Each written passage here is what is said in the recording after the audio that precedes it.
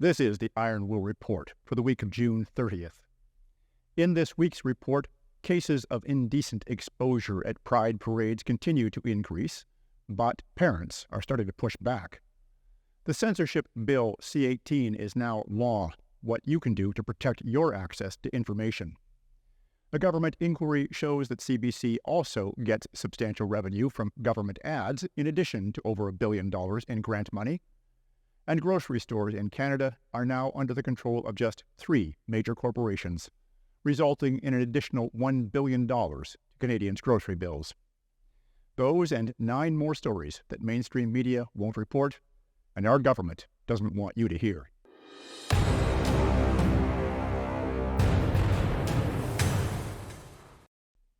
Pride is becoming synonymous with perversion. In the past month, there have been several incidents now of indecent exposure at so-called pride events. Most recently at a pride parade in Toronto this past weekend, where 4 men marched naked. Children were in attendance at the event. One man was seen carrying a sign which read, "Life is short, play naked, be bare, be proud," before lifting the sign to expose himself. Other signs read, "TNT men, totally naked Toronto men, good things happen when you're naked," and "Proudly celebrating my diversity, is getting naked therapeutic?" What's diverse about a middle-aged man engaging in indecent exposure, especially in front of children? We used to arrest people for that. Not content to have crashed their brand with the disastrous hiring of Dylan Mulvaney as their spokesperson, Bud Light was a major sponsor of the event. Their float featured topless burlesque dancers. Not to be outdone, at a recent pride parade in New York, drag queens and their supporters, some of whom were topless, chanted, "We're here, we're queer, we're coming for your children." If you have children in the room, I recommend you skip forward 25 seconds and watch this later.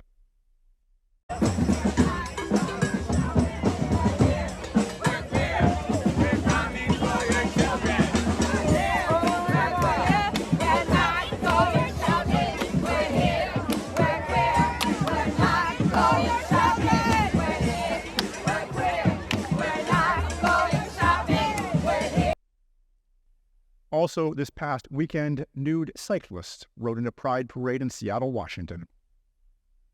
But now, conservatives and those who believe in protecting our children are fighting back.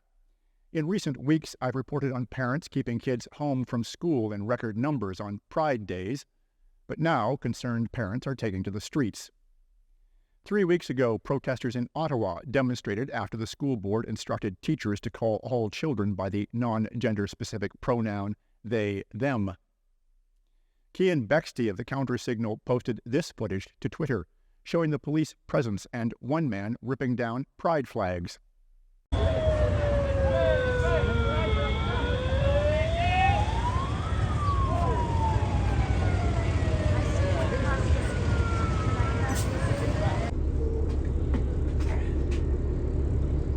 What's going on here? There's no idea. 2 weekends ago, Muslims and Christians joined forces in downtown Calgary to protest transgender ideology in our schools. Kids alone! Leave our kids alone! Leave our kids alone! Leave our kids alone! Leave our kids alone! Leave our kids alone! And of course, people are protesting with their wallets. Bud Light sales continue to freefall. Sales last week were almost 30% lower than the same week last year, down from the record low sales the week before. As I reported recently, Bud Light is no longer the #1 selling beer in America. It's been replaced by the Mexican beer, Modelo Especial. Target, too, continues to post record losses, with stock having dropped $9 billion after they launched their line of LGBT merchandise. A video posted to Twitter earlier this month showed students at Edison High School in Huntington Beach, California, booing when the teacher showed a pride video in class. Wow,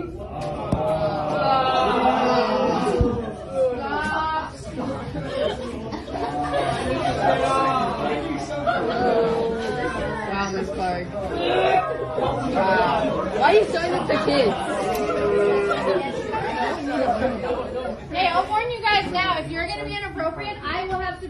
around and give all of you a Saturday school for next year. So knock it off. Okay.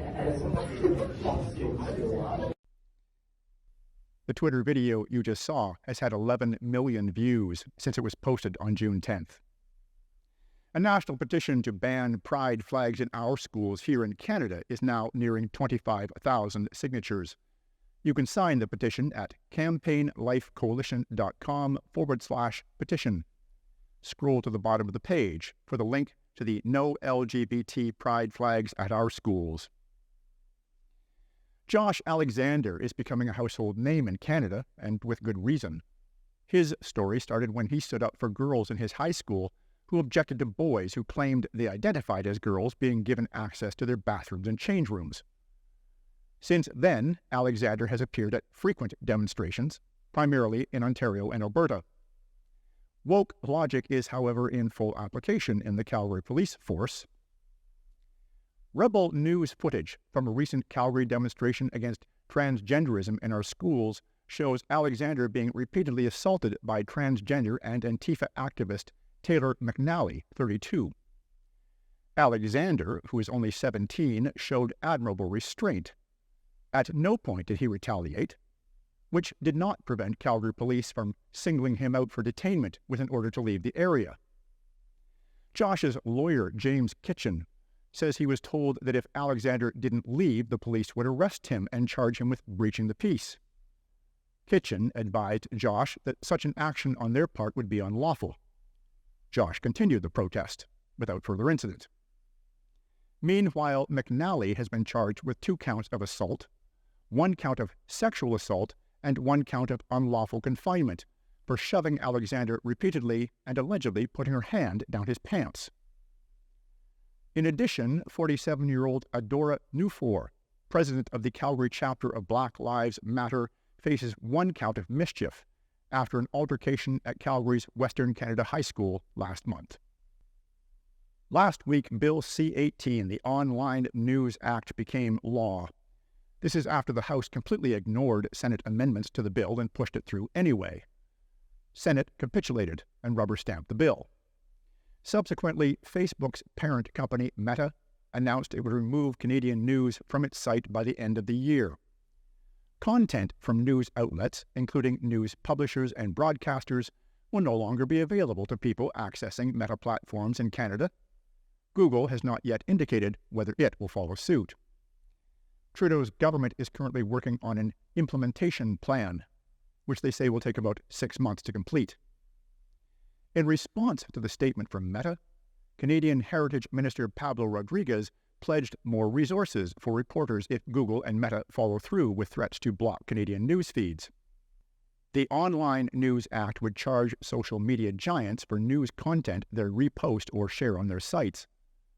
Rodriguez tweeted last week that the $600 million media bailout package aims to preserve, quote, a strong, independent, and free press, which he said is fundamental to our democracy. First, Pablo, it's not $600 million. It's closer to $1.5 billion. And since when does paying them off result in a free press? In addition to more taxpayer dollars, Rodriguez did not specify exactly what resources news outlets would receive, but he did say every option is on the table. If you haven't already, sign up for a VPN or virtual private network, such as Surfshark or Torguard. VPNs will allow you to access content in Canada from servers outside of Canada, servers which the government has no jurisdiction over.